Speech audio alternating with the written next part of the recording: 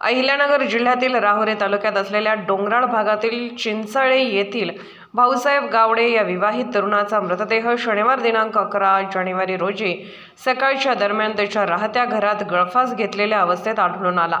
या घटनेमुळे परिसरात खळबळ उडाली आहे। भाऊसाहेब शिवाजी गावडे वय 38 वर्ष हा विवाहित तरुण राहुरी तालुक्यातील चिंचाळे येथील ठाकरवाडी येथे राहत होता। आज शनिवार दिनांक 11 जानेवारी 2025 रोजी सकाळ दरम्यान भाऊसाहेब गावडे याचा एक नातेवाईक त्याला भेटण्यासाठी त्याच्या घरी गेला।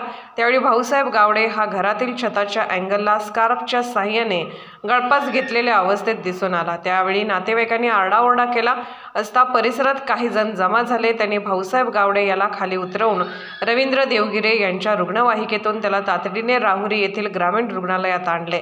वैद्यकीय अधिकारी डॉक्टर सचिन तोडमल यांनी भाऊसाहेब गावडे यास तपासून उपचारापूर्वीच मयत घोषित केले। त्याच्या नातेवाईकांनी रुग्णालय परिसरात मोठी गर्दी केली होती। भाऊसाहेब गावडे याच्या मृतदेहाच्या डोक्यातून रक्तस्राव झाल्याचे दिसून आले।